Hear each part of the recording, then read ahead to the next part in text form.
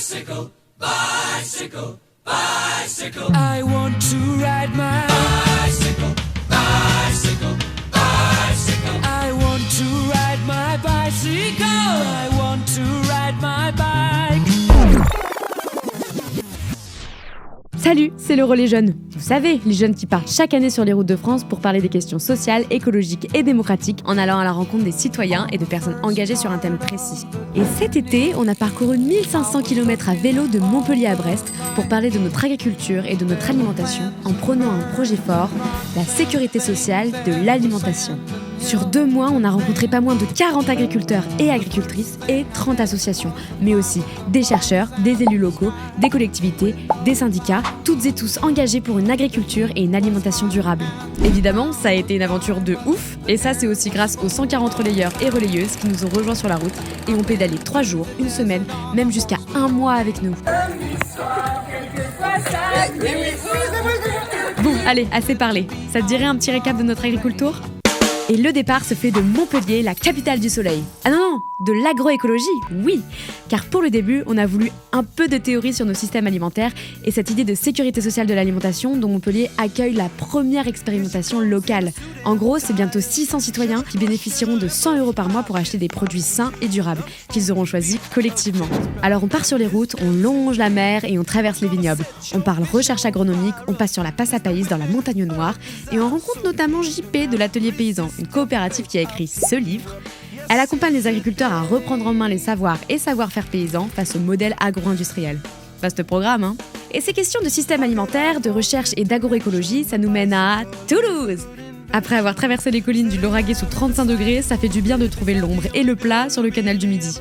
On rencontre notamment l'INRAE et Solagro, 2 structures qui ont toutes les deux fait des scénarios montrant qu'on pouvait avoir une agriculture 100% durable en France et en Europe en 2050. Pop, porteur d'espoir ça, non ?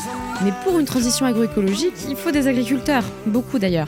Et certaines structures se sont données comme mission d'en aider à s'installer, comme Alterfix en Lot-et-Garonne ou l'agglomération de Bergerac qui abrite notamment un espace test pour tester son projet agricole avant l'installation. Et puis la route continue avec des arrêts dans des fermes paysannes et diversifiées en échange de quelques coups de main quand le temps le permet.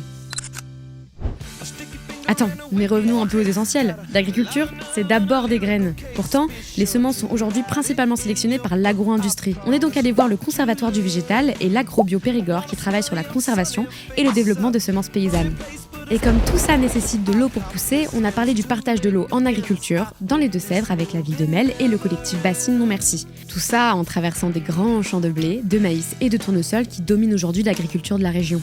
Alors, coup de pédale, roulée de bottes de paille et baignade, on continue de monter jusqu'à rejoindre les bords de la Loire. Enfin! Avec Carota, c'est incroyable! On boit un petit coup et on s'intéresse à la fertilisation des sols. Car justement, l'élevage par les apports de fumier permet de remettre des nutriments dans le sol et de préserver les paysages. La vache, mais quelles sont belles ces vaches nantaises! Mais aujourd'hui, l'agriculture française repose beaucoup sur l'utilisation de machines agricoles de plus en plus grosses. Ces investissements pèsent très lourd dans l'endettement et la détresse des agriculteurs, comme on le voit avec le SAMU social agricole qui vient en aide aux agris en difficulté.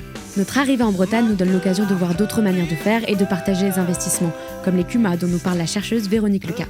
Et enfin, pour finir le périple en beauté, on parle des politiques agricoles et de commerce international avec Morgane Audi de la Via Campesina.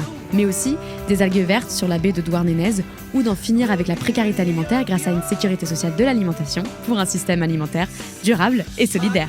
Alors, pour résumer, ce voyage, ça aura été du vélo, beaucoup de vélo, mais aussi tous les relayeurs et relayeuses qui ont fait de ce périple celui qu'il a été. Des beaux moments collectifs, des pièces de théâtre, de la chorale, des figures d'acrosport, beaucoup de figures d'acrosport, de la musique, de la danse.